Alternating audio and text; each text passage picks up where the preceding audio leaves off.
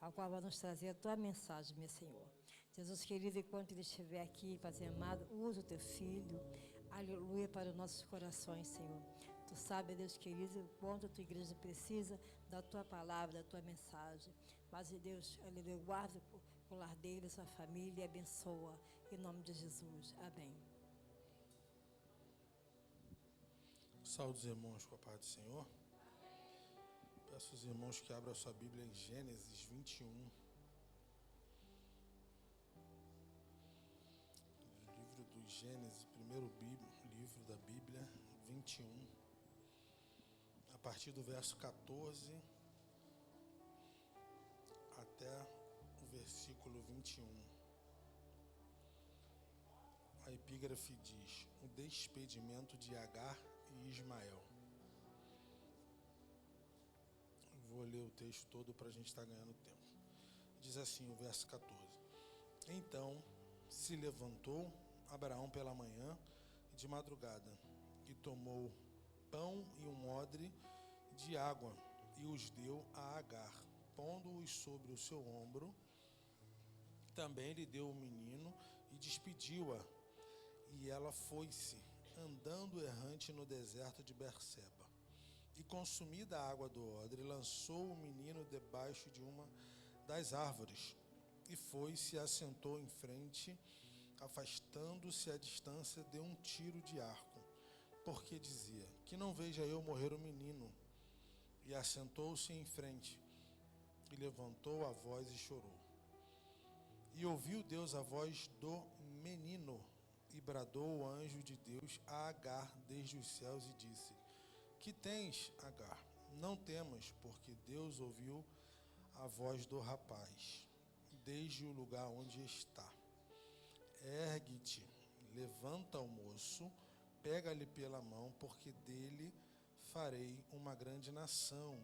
Verso 19 diz: e abriu-lhe Deus os olhos, e viu um poço de água, e foi-se e encheu o odre de água, e deu de beber ao moço. 20. E era Deus com o moço, cresceu e habitou no deserto, e foi flecheiro. E habitou no deserto de Porã, e sua mãe tomou-lhe mulher da terra do Egito. Glória a Jesus. Os irmãos podem tomar seus assentos. Vou tentar passar aos irmãos o que Deus falou ao meu coração a respeito desse texto. Um texto muito conhecido do nosso pai na fé, Abraão. Abraão tinha uma promessa sobre a vida dele, de que ele teria um filho. Porém, na idade dele, para a idade dele, ele já estava um tanto velho quando ele recebeu essa promessa. A idade de 90 ou 99 anos, se eu não me engano. E sua esposa Sara, mais ou menos a mesma idade que ele. Então, terrenamente, humanamente falando, não seria mais possível gerar uma criança. Mas só que o que Deus havia prometido a Abraão não era só uma criança, era de fato uma promessa. Esse texto é um texto, para mim, muito rico em detalhes. A Bíblia é rica em detalhes, né? E quando a gente se atenta, debruça no texto, a gente começa a entender algumas coisas através de uma palavra, um ponto e vírgula, um ponto final. A gente começa a extrair detalhes desse texto. E aí Deus cumpre a promessa na vida de Abraão. Mas só que antes dele cumprir essa promessa, precipitadamente, Sara pega uma mulher e pede para que ela deite com Abraão, para que na visão dela fosse cumprida a promessa que Deus fez. E aos olhos dela, como tudo aconteceu de forma natural, a promessa havia se cumprido. Mas só que essa foi uma decisão terrena, não foi uma decisão espiritual. Não foi uma decisão que Deus mandou Sara pegar Agar e deitar com Abraão para que gerasse a promessa. Eu começo a entender, irmãos, que precipitações não impedem a promessa. Ela só traz problema e tarda a nossa promessa. precipitações não impedem a nossa promessa. Ela só traz problema e tarda a nossa promessa. E eu vou discorrer sobre o texto e você vai entender o que eu estou querendo te explicar. Agora o tempo passa. E Deus, quando promete isso a Sara, na verdade promete a Abraão. Sara está atrás da tenda, ela ouve e ri quando o anjo diz a Abraão. O tempo passa, nasce Ismael, e o tempo passa. A Bíblia vai dizer que Deus visitou a Sara e Sara gera. Agora tem duas crianças dentro de casa. Duas crianças com um pai e duas mulheres diferentes. E agora, qual é a promessa? Se Deus havia dito que daria um filho a Abraão. Deus é muito claro, irmão, quando Ele diz que vai nos fazer uma promessa, e a gente sabe qual é a promessa. E agora, como é que se faz? A promessa e um problema que nós pegamos com as próprias mãos. A gente pega e joga um filho fora, um parente fora, porque nos precipitamos, ou a gente espera o tempo de Deus organizar a casa. Quando chega o período de desmame de Isaac, que é o filho da promessa,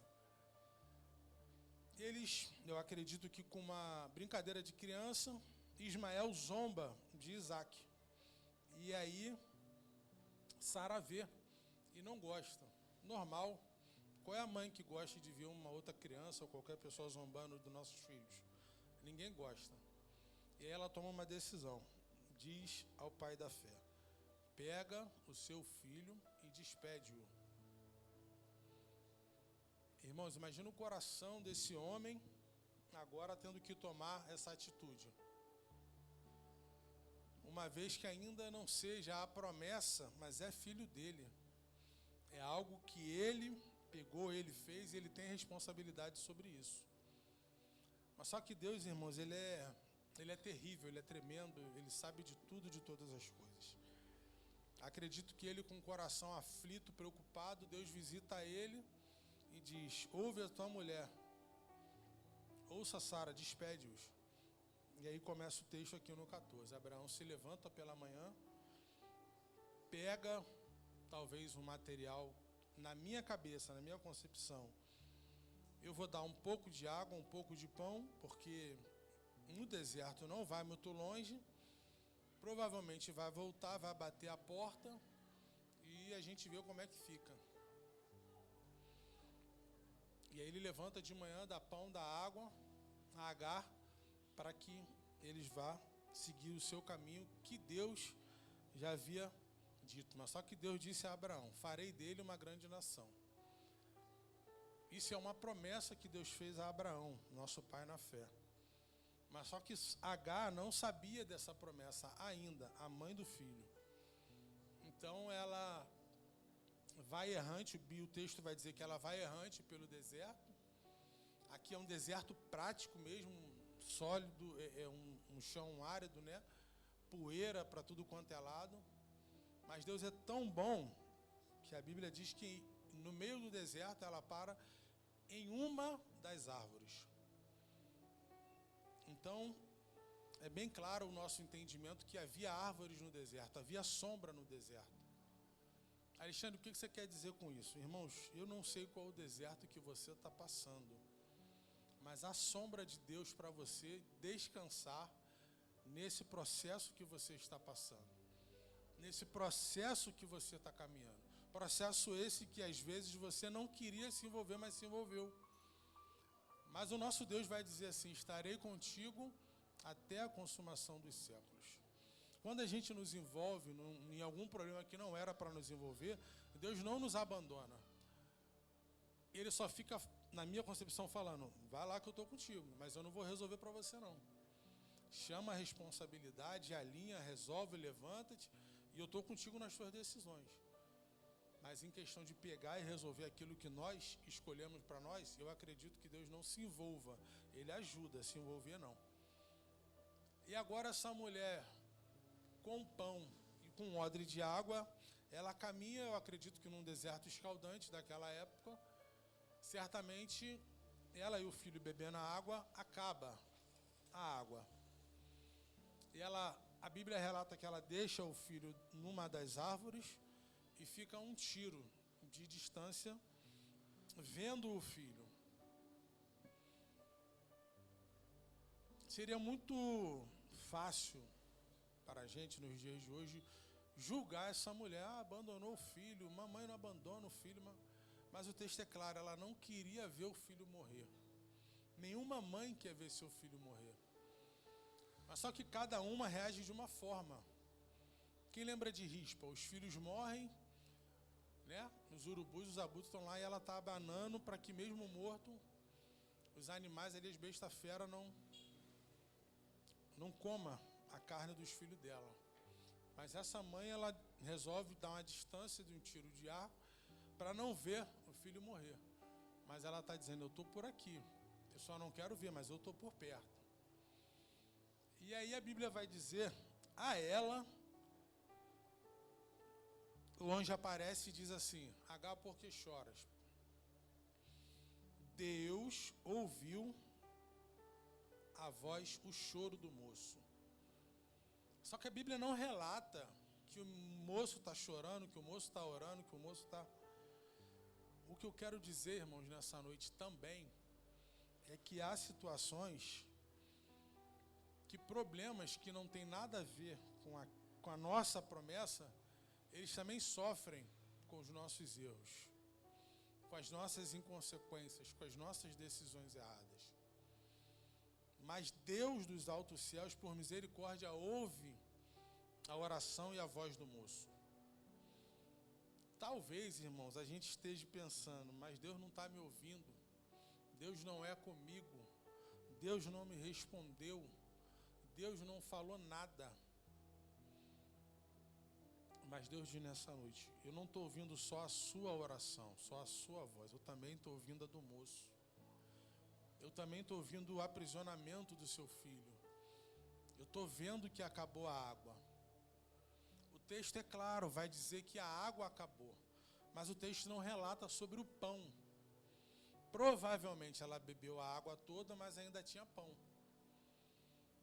E assim é na nossa vida. Nós temos a mania de nos atentar só para aquilo que acaba. Senhor, acabou isso, acabou aquilo. Mas ainda tem alguma coisa, irmãos, que Deus sempre deixa na nossa reserva, na nossa vida, para que dali a gente possa continuar a caminhar. O profeta diz à mulher, mas você não tem nada dentro de casa? Eu não tenho nada. Senão uma botija de azeite. Às vezes a gente até não tem coisa física, palpável. Mas se você tiver fé, se você tiver convicção que os seus joelhos dobrados têm poder de alcançar o céu, para que o céu ouça a voz dos seus filhos, aonde seus filhos quer que eles estejam, tenha certeza, a promessa será alcançada. Ismael, ele não era o filho da promessa, mas ele também tinha uma promessa sobre a vida dele, de se tornar uma grande nação. Irmãos, ninguém nessa vida nasce sem propósito. Ninguém passa nessa terra se não tiver uma promessa. O grande problema é que às vezes a gente não consegue enxergar, a gente não consegue identificar isso. Devido à correria, nossa vida, século 21, tem que fazer, tem que vencer, tem que avançar, tem que comprar, tem que se mudar, tem que ter, E você esquece da promessa espiritual, da promessa do céu. Aquela promessa que não depende de você, depende do céu. Alexandre, eu não preciso fazer nada. Você precisa estar de pé. Você precisa estar numa posição. Eu falei aqui sobre isso ontem. A gente precisa estar no caminho para que a promessa de Deus se cumpra na nossa vida. O tempo, como, quando, por onde vem, ninguém sabe, irmão. Ninguém sabe. Deus é terrível quando Ele quer cumprir a promessa. E aí, o verso 18 diz assim, é onde me chama a atenção e eu quero discorrer aqui para o final. O Senhor diz assim, a Agar, ergue-te, levanta o moço e pega-lhe pela mão. A palavra aqui, ergue-te, não é Deus pegando na mão dela e levantando ela, não. A palavra de Deus está dizendo ergue-te, é Deus falando, se levanta. Não foi você que sentou? Não foi você que abandonou? Agora você se levanta, dá o seu jeito aí, se levanta, dá o seu jeito aí. Não sei como você vai fazer, ergue-te, se levanta. Agora você se levantou, e esse se levantar aqui, irmão, que eu quero aplicar, não é só uma forma física, é uma forma moral, é uma forma ética, é uma forma disciplinar, porque Deus, Ele não vai te revelar coisas do céu, você estando de qualquer maneira. Não, mas eu vou à igreja, eu jejuo, isso espiritual, ok, mas e o moral? Como é que está a sua moral na sua casa? Como é que está a sua ética? Como é que está o cumprimento dos seus princípios no seu trabalho? No seu trabalho as pessoas sabem que você é crente? No seu trabalho a sua fala, ela diz que você é crente? Na sua vizinhança, no seu bairro, a sua postura diz que você é filho de Deus, que há uma promessa sobre a tua vida? É Deus dizendo para a gente nessa noite, ergue-te, fica de pé, se posiciona, mesmo fraco, mesmo pecando, mesmo errando, se posiciona que eu vou fazer na sua vida. Mas eu preciso que você esteja de pé. Mesmo fraco, a Bíblia não diz aqui, se levanta e fica forte, não. A Bíblia diz, ergue-te, levanta o moço. É Deus dizendo, pega esse negócio aí, que você arrumou, pega ele aí, levanta-te, pega pela mão, porque desse problema eu vou fazer uma grande nação. Irmão, na minha visão, existe toda uma diferença de você saber que isso aqui é um pedestal ou que isso aqui vai fazer uma diferença na mão de Deus. Para muitos é só um pedestal, mas Deus está dizendo, eu vou fazer desse pedestal algo gigante, que você não tem nem noção da onde eu vou levar, o que eu vou fazer, como eu vou conduzir. A partir desse momento, tudo muda na visão dessa mãe. O verso 19 vai dizer assim, e abriu-lhe Deus os olhos, e viu um poço de água. Quando a Bíblia diz, abriu Deus os olhos, abriu os olhos da mãe, de forma espiritual, que a mãe não estava vendo o poço de água. Se ela tivesse visto, talvez ela caminharia mais uma légua, mais um tiro, porque ela encheria o odre e continuaria caminhando. Mas a visão turva dos nossos problemas não deixa a gente enxergar o que Deus está colocando na nossa frente, seja de forma espiritual ou de forma física. Aqui, o poço era forma física, mas ela não estava conseguindo enxergar. A Bíblia diz aqui, não anda quilômetros que lá tem um poço. Volta quilômetros. Não, a Bíblia diz que Deus só abriu os olhos dela. Então, possivelmente, o poço já estava diante dela, perto dela, bem próximo dela, mas a visão dela não fazia com que ela enxergasse esse poço. E foi-se, encheu o odre de água e deu de beber ao moço. Louvado seja Deus. Isso aqui me pega, irmãos, porque se eu estou com sede, provavelmente eu vou encher o odre e eu vou beber primeiro. Não vou dar meu filho, minha mãe, seja quem de direito, minha esposa, provavelmente eu, Alexandre, iria beber primeiro. Mas num verso antes, a Bíblia diz que Deus abriu os olhos. E aí quando Deus abre os nossos olhos, irmão, já não é mais a gente a nossa prioridade. Já não sou eu, mas Alexandre, a minha prioridade. Qual passa a ser a prioridade? O próximo. O meu filho, aquele que era um problema, aquele que foi posto para o deserto, aquele que ia morrer, agora passa a ser minha prioridade, porque meus olhos espirituais abriram. E isso muda tudo, irmão, porque por vezes e anos, às vezes a gente está dentro da igreja, está nas consagrações, está buscando, e o olho está fechado, irmão, para aquilo que está do nosso lado, irmão. do nosso lado a gente não está enxergando. É Deus dizendo, agora que você está na fonte, a água é a fonte aqui representada é Deus, sirva. Enche isso aí, essa botija de azeite, esse odre de água, e vá servir os outros. Vai servir porque cada um aqui tem uma promessa, cada um aqui tem um propósito de vida. A Bíblia vai dizer assim, faça pelos outros aquilo que gostaria que fizesse por você. Se a gente colocasse isso na prática, em círculo, a gente sempre estaria servindo alguém, mas chegaria uma hora que nós também seríamos servidos.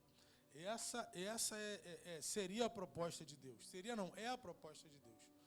Mas na nossa ideia, eu não vou servir não, porque eu servi. Na hora de eu ser servido, ninguém me serviu. Mas a gente esquece, irmão, que a nossa recompensa vem de Deus. O fato de eu servir a alguém não quer dizer que esse alguém tem que me servir. Talvez eu sirva ao Jackson um copo de água, ele não vai me devolver um copo de água, mas talvez o Sidney, presbítero Sidney, que nem sabe que eu servi água ao Jackson, vai me dar uma jarra de água, irmão. Isso é o céu que faz, irmãos. Não é por merecimento, isso é graça. Isso é graça, é Deus retornando para você aquilo que talvez nem você sabia que tinha. Mas de onde você tirou? Da fonte. A fonte é Deus. É Deus dizendo, eu estou aqui, me apresentando a vocês nessa noite. Tem um amigo meu que ele diz assim, Deus não tem mais da gente quando a gente busca Ele.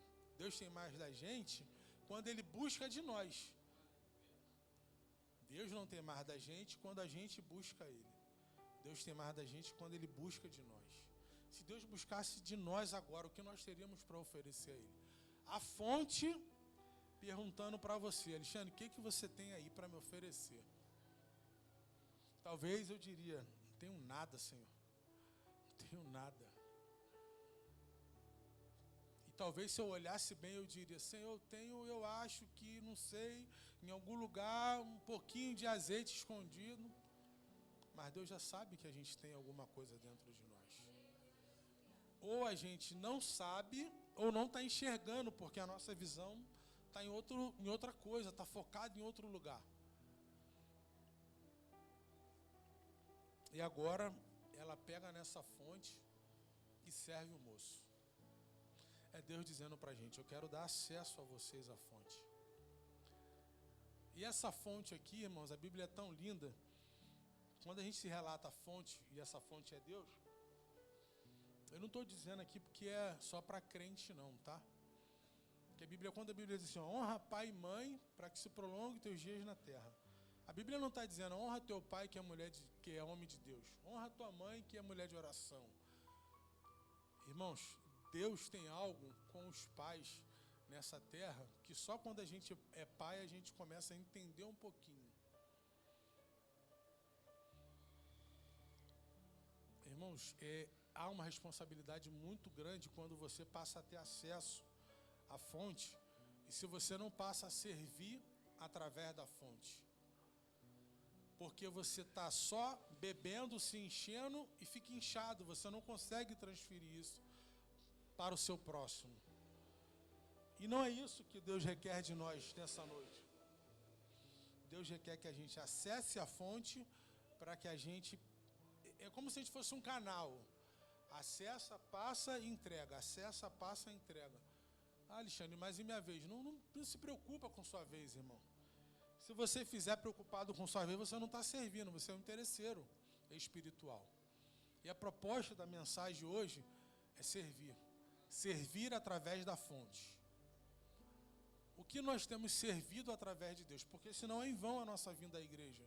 Senão é em vão a nossa consagração, se a gente não consegue servir no mínimo a nossa casa. E essa responsabilidade, irmãos, é muito grande. Porque talvez eu não... Tem pessoas aqui que não é pai, que não é mãe, mas está na igreja. Tem um acesso à fonte.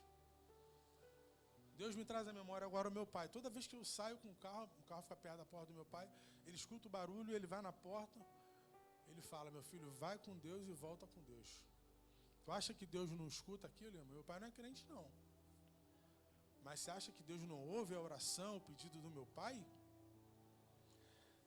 Você acha que Deus não ouve a oração, o pedido de um bêbado, de um largado, de um drogado? Ele ouve, irmão. Senão ele não ouvia a nossa oração, a gente não estaria aqui hoje. Quantos ex tem aqui? Nós somos a prova viva que a fonte muda. A fonte, ela faz girar o negócio. Nós estamos diante da fonte nessa noite. Eu tenho 2 pedidos para você. O primeiro é, ergue-te, dá seu jeito, se levanta nessa noite. Nós estamos começando aí 2026, nós temos essa prática de no começo do ano eu vou fazer, eu vou acontecer. Então pega essa palavra, a primeira aplicação é ergue-te, se levanta, põe-se na brecha de forma moral. Se você errou com alguém, vai lá, conserta, pede desculpa, pede perdão. Ah, mas não fui eu errado, mas ele está com... Vai lá você, irmão, você está diante da fonte. A fonte está aberta para você. Quanto que a fonte tem de você nessa noite? Não é o fato de você só estar na igreja, vir à igreja. É vir para receber, a fonte trabalhar, te dar uma chacoalhada e você voltar assim, eu preciso acertar aqui, eu preciso acertar ali, eu preciso crescer ali, eu preciso descer na humilhação aqui. Mas, Senhor, depois de tanto tempo, esse negócio foi lá em 2020, se passaram... Irmão, ergue-te. A fonte está diante da gente nessa noite, dizendo para a gente, ergue-te. Se posiciona que eu vou fazer na sua vida para que você seja canal, para que você seja bênção na vida de outro. Não é para você se empanturrar de louvor, de palavra e não transbordar isso lá fora. A segunda aplicação que eu queria fazer a você é o poder de decisão de se levantar. Porque às vezes a gente vem com a ideia do sentimento. E o poder de decisão é razão, irmão, não é sentimento. Eu vou sentir para aceitar Jesus, irmão, não vai aceitar. Não vai levar Jesus para casa se não vier com a decisão no coração de entregar a vida a Jesus. Você não veio aqui para sentir, você veio porque decidiu vir. Você abriu mão de estar em casa, fazendo uma janta, vendo uma novela, fazendo o que for. Eu decidi ir à igreja. Agora você está diante da fonte na igreja. E o que eu faço com isso? É me levantar, abraçar essa palavra e me levantar lá fora também. Porque aqui, irmão, quando a gente olha daqui de cima principalmente, a visão é boa, eu consigo ver a igreja toda. Todo mundo está bem, irmão. Está todo mundo glorificando, um chorando, um dando aleluia, glória a Deus. Mas só Deus sabe como é que está o coração de cada um. A gente sabe onde a gente errou. A gente sabe onde a gente precisa voltar para consertar. A gente sabe a quem pedir perdão. Eu já pedi e não mudou. Leva uma testemunha. Leva alguém de prova que você está pedindo perdão, irmãos. A Bíblia fala sobre isso. É uma noite de confronto, é uma noite de decisão. E eu vou decidir fazer isso diante da fonte. Se essa palavra que o Alexandre está ministrando é de Deus, eu vou sair daqui e vou fazer o que eu tenho que fazer. Eu não vou ser aqui incoerente de dizer que todo mundo vai receber, todo mundo vai mudar, a promessa vai se cumprir na vida de todos. Mas essa é a palavra para a gente nessa noite. É a palavra que primeiro me confrontou, mexeu comigo para que eu pudesse passar isso à igreja. Poder de decisão de se levantar para que Deus cumpra a promessa. Gostaria de pedir, pastor, posso botar a igreja de pé? Pedir os irmãos que se coloquem de pé. E o segundo pedido é, se você se decidiu nessa noite, irmãos,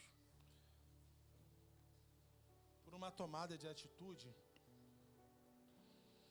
eu acredito que essa bênção, ela não é geográfica.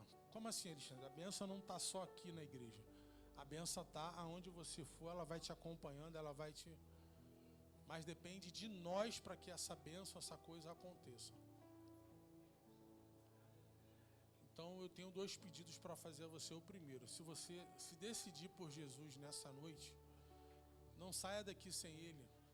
Enquanto a igreja intercede, ora, Alexandre, eu estou com vergonha. Alexandre, eu não queria me expor. Você levanta uma das suas mãos, um obreiro vai estar ao seu lado, pode estar orando, te ajudando. Irmãos, cada um aqui passou por esse processo. Só Deus sabe como eu tinha vergonha de vir à frente no começo da minha caminhada. Não, eu não vou, mas eu tinha o poder da decisão de vir à igreja. E aqui Deus foi trabalhando, foi reconstituindo minha moral, minha ética. Para a glória de Deus, eu estou caminhando hoje. E o segundo pedido é um pedido de oração, que eu vou orar. Não vou orar por você não, vou orar com você. Para que Deus nos fortaleça, para que a gente se mantenha de pé. Porque eu estou crendo que os irmãos receberam essa palavra e a gente vai sair daqui mudado, renovado, transformado, para a glória de Deus. Então eu vou orar, eu não vou orar por você, eu vou orar com você. Amém? Oremos ao Senhor. Senhor Deus e Pai, nessa noite quero te agradecer por essa palavra, por esse confronto, porque a tua palavra, ela nos confronta, não nos afronta. Quem nos afronta é o inimigo de nossas almas.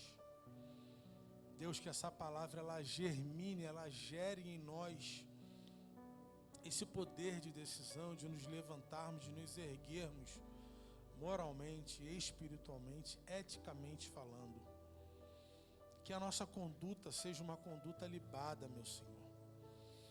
Que as pessoas olhem para nós e vejam Cristo em nós. Não uma mudança de perfeição, mas uma mudança de postura. Uma mudança onde possa entender que o que eu fazia eu já não faço mais. Aquilo que eu até quero fazer, mas eu não vou fazer mais. Aquilo que eu até posso fazer, mas eu decidi em Jesus, através da liberdade que eu tenho de não fazer mais. A palavra vai dizer que tudo me é lícito, mas nem tudo me convém.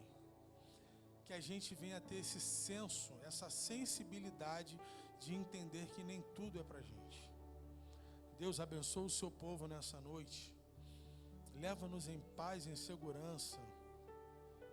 Abençoa a nossa casa. Visita o nosso lar. Acampa teus anjos ao redor daquele lugar. Não deixe ninguém entrar que não for da sua vontade. Só permita chegar lá quem for da sua parte. Se não for, não deixa nem pisar na porta. Asperge o sangue carmesim nos umbrais da nossa porta, meu Senhor. Que a marca do Cordeiro nos acompanhe por onde quer que a gente vá. Porque a vitória é nossa pelo sangue de Jesus. A vitória é nossa, operando Deus. Se Deus é por nós, Deus abençoe meus irmãos, que o Espírito Santo de Deus fale melhor aos vossos corações.